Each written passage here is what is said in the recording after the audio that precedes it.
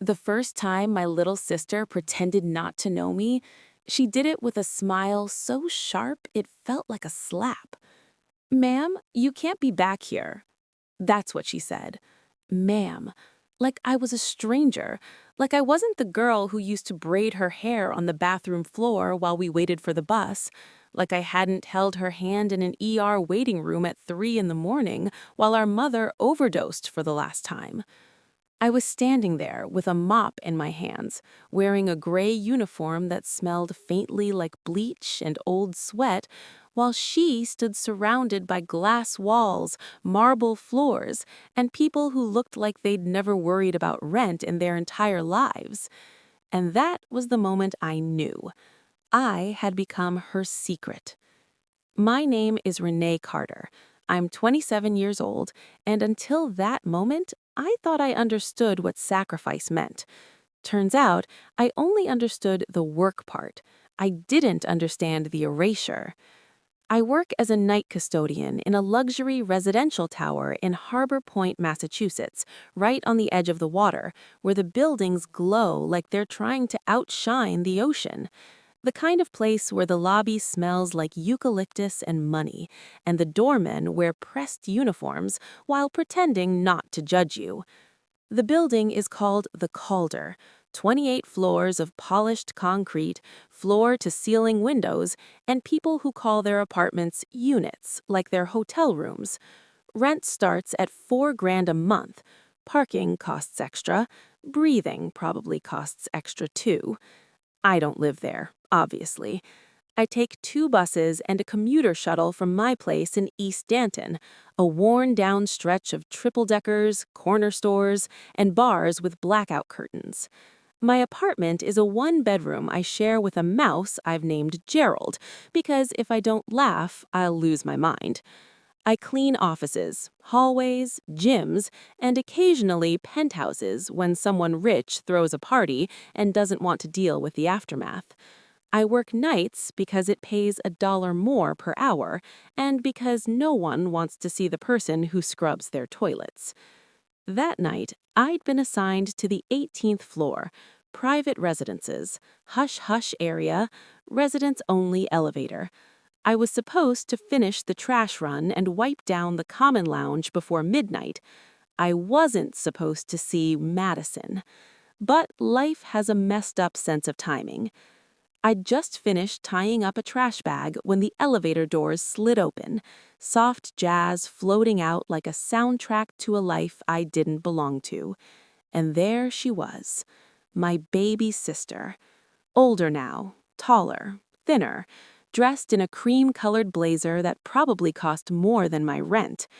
Her hair was glossy and straight, her makeup effortless in that I woke up like this way that takes an hour and good lighting. For a second, I forgot everything else. "Maddie," I breathed. She looked at me. I watched recognition hit her face like a punch.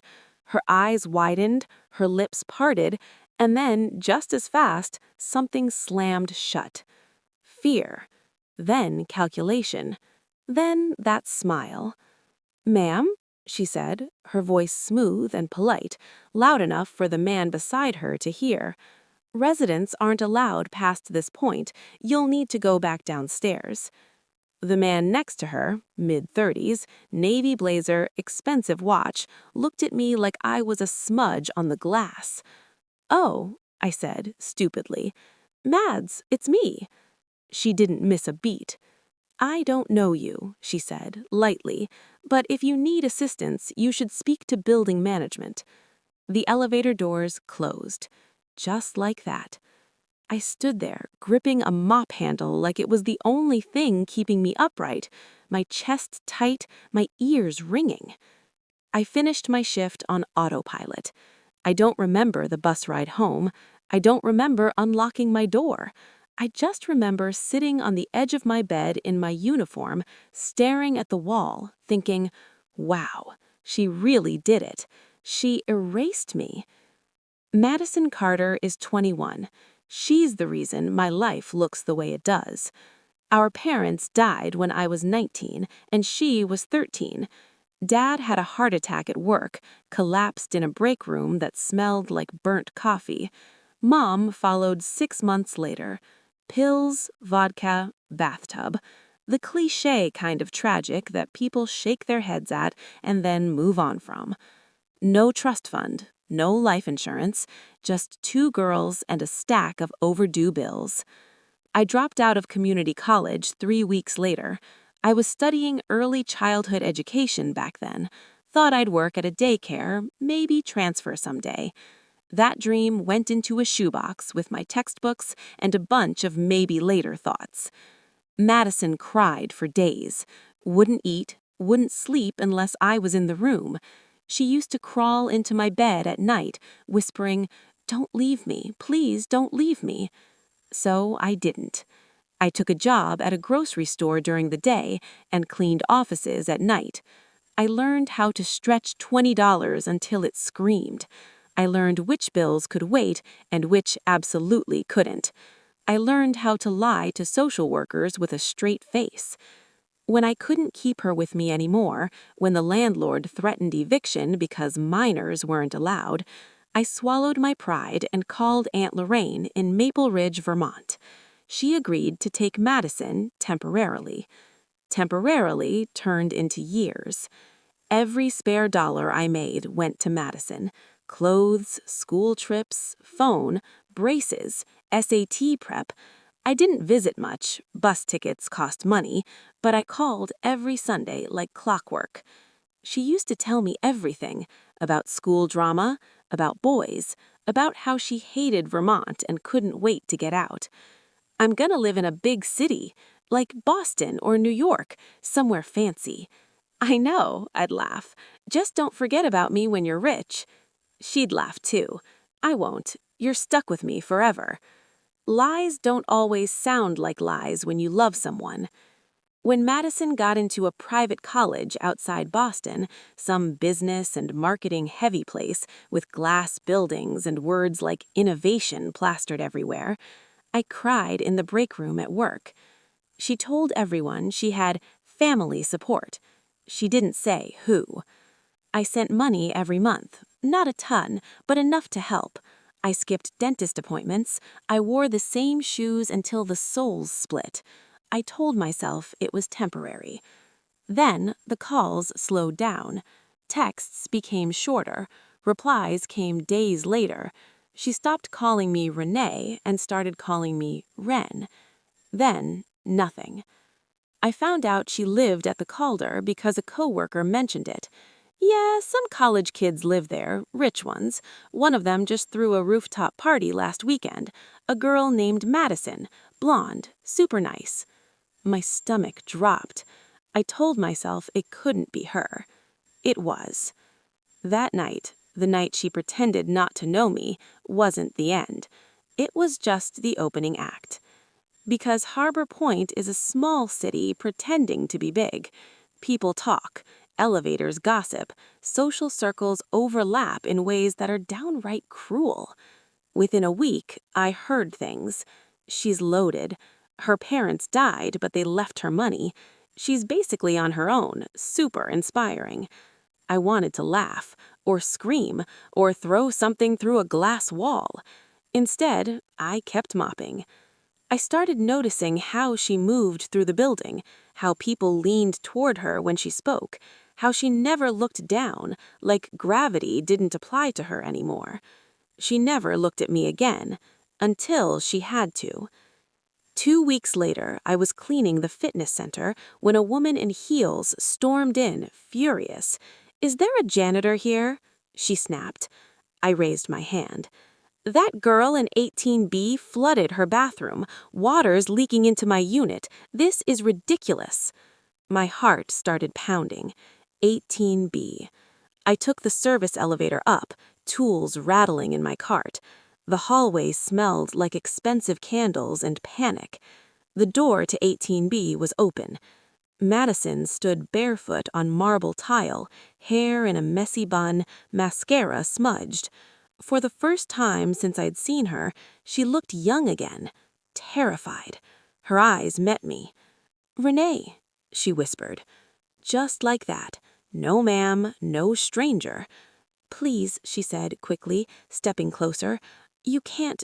Don't say anything. Not here." I looked at the water creeping toward the hall, at the panic in her eyes, at the girl I raised, and the woman she was pretending to be. And I realized something that made my stomach twist. She wasn't just hiding me, she was afraid of me. Because I knew the truth, and the truth didn't fit the life she built. I shut the door behind me, and for the first time since our parents died, I didn't know whether protecting her meant saving her or finally letting her fall. That was the night everything really started. She stood there barefoot on cold marble like the floor might swallow her whole if she moved wrong. For a second, neither of us spoke. Water kept dripping somewhere behind the bathroom door, slow, steady, accusatory, the kind of sound that crawls into your head and won't shut up. Madison's chest rose and fell too fast, like she'd just run up a flight of stairs she wasn't prepared for. I set my cart down and finally looked at her. Really looked. She didn't look rich right now. She looked scared. The kind of scared I recognized, the kind that lives under the skin, not on the surface. "Move," I said, my voice flat. She flinched. I pushed past her and went into the bathroom. The toilet had overflowed, water spilling across the floor, soaking towels she tried to use as a barrier. Rookie move. The sink was still running. I turned it off, grabbed my tools, and got to work. Muscle memory kicked in. Fix the problem, worry about the feelings later. She hovered in the doorway like a ghost. "I didn't mean for this to happen," she said softly. I didn't answer. "I panicked," she added. "The handle got stuck and I didn't know what to do, and then the water." "You could have shut the valve," I said, not looking at her. "I didn't know where it was." I glanced at her then. "You live here." She swallowed. I finished plunging, wiped up the worst of the mess, and laid down towels. The crisis was contained, temporarily. When I stood up, we were inches apart. She smelled like some expensive perfume, warm, floral, nothing like the lemon cleaner on my gloves. "You can't tell anyone," she said, eyes shiny. "Please." I laughed. I didn't mean to, but it came out sharp and humorless. "Tell them what, Madison?" I asked. "That you don't know how to shut off a toilet, or that the janitor you called ma'am is your sister?" Her face crumpled. "Please don't do this," she whispered. "You don't understand what it took to get here." Something snapped in me then. Not loud, not explosive, just a clean break. I understand exactly what it took. It took me. She opened her mouth, closed it. Tears spilled over. I should have felt satisfaction, vindication, something. I felt tired. "I'll put in a report," I said, grabbing my cart. "Maintenance will check it in the morning." "Renee." "I'm on the clock," I said. "Don't make this harder." I left before she could say anything else. The next day, my supervisor called me into the office. I knew it was coming. In buildings like that, nothing happens without someone noticing. "Resident filed a complaint," he said, scrolling through his tablet. "Said you were overly familiar." I stared at the scuffed floor. "Did she say my name?" He hesitated. "Yes." That was all it took. I was reassigned.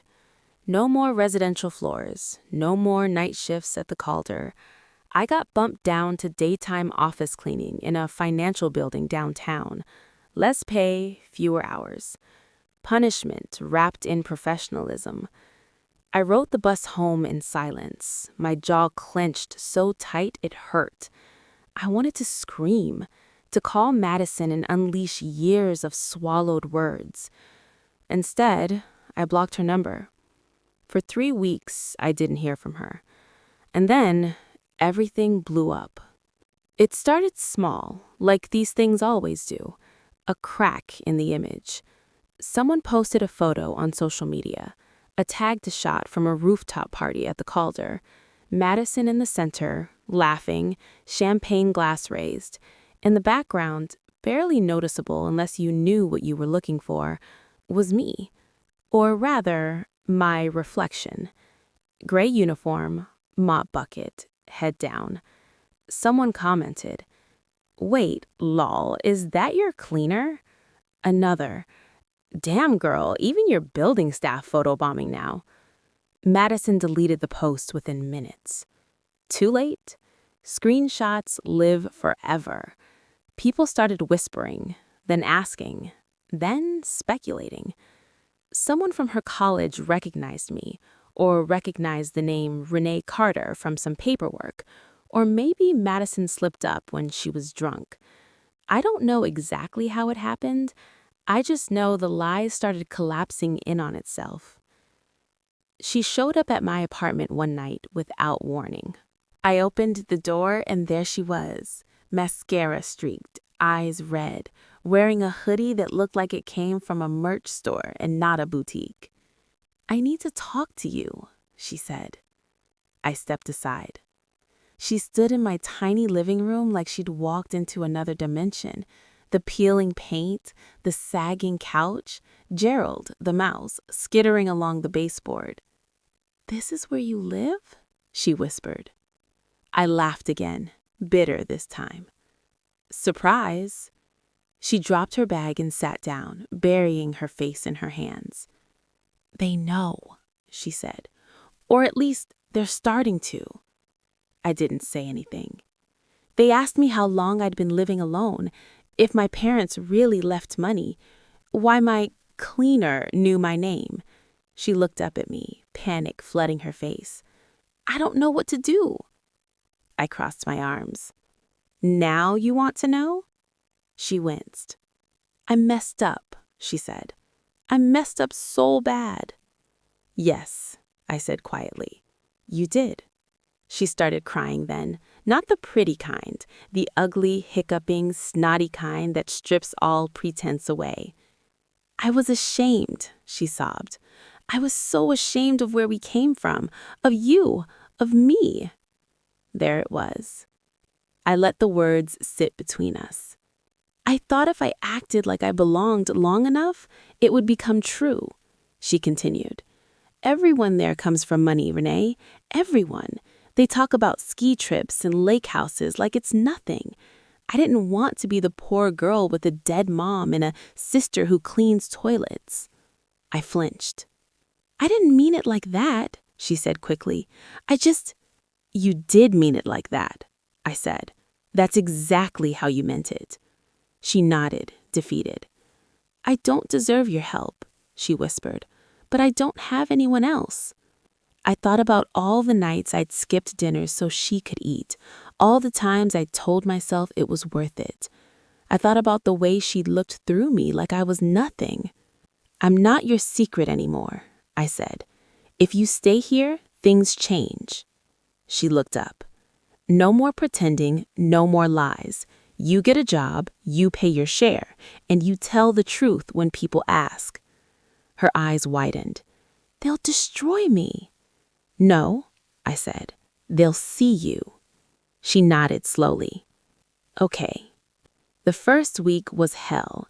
Madison wasn't used to alarms, or buses, or rejection. She applied everywhere. Coffee shops, retail, grocery stores. Half the places never called back. When she finally got hired at a cafe near my apartment, she came home exhausted, hands shaking. "I don't know how you do this," she said one night, collapsing onto the couch. "People are awful." I didn't say, "I told you so." She stuck with it. Slowly, painfully, she started changing. The fancy clothes disappeared. The entitlement dulled. She learned how to budget, how to apologize without making excuses. And one night, months later, she handed me a small envelope. "What's this?" I asked. "Rent," she said, "and back pay. I know it's not everything I owe you, but it's a start." I stared at the envelope, my throat tight. She wasn't fixed, neither was I. But for the first time in a long time, she wasn't pretending, and neither was I. Part 3 would come later, the real fallout, the public reckoning, The moment when she'd have to face the people she lied to, and I'd have to decide whether forgiveness meant reconciliation or distance. But that night, sitting in my tiny apartment with my sister learning how to exist without hiding, I realized something important. I was never her shame. I was her foundation. And foundations don't disappear just because someone tries to build over them. They wait, solid, unmoving, until the truth finally comes crashing down. I remember the morning like it was a slap to the face. The sky over East Denton was gray, the kind of gray that seeps into your bones, and I was on my second cup of instant coffee, staring at the peeling wallpaper in my apartment, trying to convince myself that everything was okay. Madison was in the kitchen, sleeves rolled up, making breakfast for both of us for the first time. Just eggs and toast, nothing fancy, but the smell alone almost made me cry. She moved with care, quiet, like she was afraid she'd break something, or maybe afraid she'd break herself. "Here," she said, handing me a plate. "I figured you've been working double shifts all week. Thought I'd help a little." I stared at her, this 21-year-old woman who had once been so polished and untouchable, now peeling eggs and buttering bread. My throat ached. I wanted to say something monumental, something that would capture the last 7 years of sweat and tears and quiet endurance. But all I could manage was a nod. "Thanks," I said softly. She sat across from me, fiddling with her fork. I still can't believe I acted like that at the Calder. How could I?" I shrugged. "You were scared, and honestly, you were lying so hard to protect yourself, you forgot we were real." Her eyes filled with tears again. "I know, and I hate myself for it. Every day. I keep replaying it, thinking if I just—" "Stop," I said firmly, but gently. "Stop punishing yourself. You're here now. That's what matters." And it was. Over the next several weeks, Madison and I settled into a rhythm that felt both alien and comforting. She worked mornings at the cafe, and I continued my night shifts, but the evenings belonged to us. We went grocery shopping together, learned how to cook on a budget, and even managed to snag a few thrifted decorations for the apartment. Nothing looked like a magazine, nothing smelled like money, but everything felt like home. One Friday night, she came home with a coffee cup in her hand and a look that made my stomach twist. "Renee," she said, biting her lip, "I think I'm ready." "Ready for what?" I asked. "To face them, the people I lied to, my friends at college, my classmates, everyone who thought I was someone I'm not. I can't run forever." I raised an eyebrow. "You sure about that? Last time you tried, you almost had a meltdown in front of a toilet." She laughed, weakly, but I could tell she meant it. "Yeah, that was different. That was fear. This is responsibility, and I want to do it right. I want them to see the real me, even if it's embarrassing." I studied her. For 7 years, I had protected her from embarrassment, from rejection, from the consequences of her own choices. And now, she was ready to step into it herself. "All right," I said finally. "We do this together. But you need to promise me no excuses, no pretending, just honesty. You screw up, you own it. You say sorry, and you move on. Got it?" She nodded. "Got it." The next week, we crafted a plan. Madison wrote letters to her closest friends, explaining the truth about her life in Vermont, about me, about everything. She admitted she had lied, explained why, and expressed her desire to rebuild trust. It wasn't easy. Some letters went unanswered. Some were met with cold silence. But a few reached the right people, and slowly the ripples began. The real test came at the college networking event. Madison had been invited to speak about internships in marketing, her first real exposure outside her circle of wealthy peers. She asked me to come, not as a shadow, but as herself, the sister she had erased. I stood at the back of the auditorium, heart hammering, watching her approach the podium. The polished, confident Madison was back, but now she had something she didn't have before: authenticity. She started speaking, voice steady, sharing her projects, her ambitions. Then, mid-sentence, she paused, took a breath, and said something no one expected. I also want to acknowledge someone very important in my life, my sister, Renee Carter. She's the reason I am standing here. She sacrificed everything so I could get here, and I spent years pretending she didn't exist. That was wrong, and I am sorry. The room went silent. A few whispers, a couple of gasps, but then the applause began. Tentative at first, then steady. People didn't mock her. They didn't judge her harshly. They applauded her honesty, her courage, her willingness to own her mistakes. I felt tears burn my eyes. That girl on the podium, the one who once called me ma'am and pretended not to know me, was finally seeing me as I always was. Not a janitor, not a caretaker, not a shadow, just Renee. After the event, Madison pulled me aside. She whispered, "Thank you for never giving up on me, for being patient when I didn't deserve it. I'll never forget this." I smiled, feeling something I hadn't felt in years: pride, not for her, though that was part of it, for both of us, for the life we were building, piece by piece, grounded in honesty and effort. The following months were quieter, but steady. Madison thrived at the cafe, learning skills, gaining confidence. She saved money, paid me back a little at a time, and started investing in her education like she had promised. I continued my night shifts, but now I felt lighter, knowing she was learning to carry her own weight.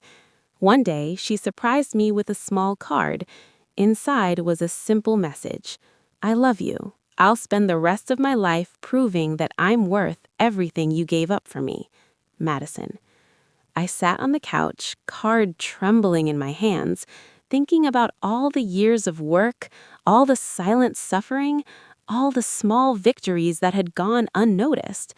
I realized then that love isn't always glamorous. It isn't always easy. Sometimes it's cleaning toilets at night while your sister grows up believing you don't exist. Sometimes it's forgiving when you've been erased. But love, real love, endures. We moved into a slightly bigger apartment later that year, still modest, still secondhand, still filled with reminders of the life we'd fought to build. But it was ours. And for the first time, we weren't just surviving. We were living.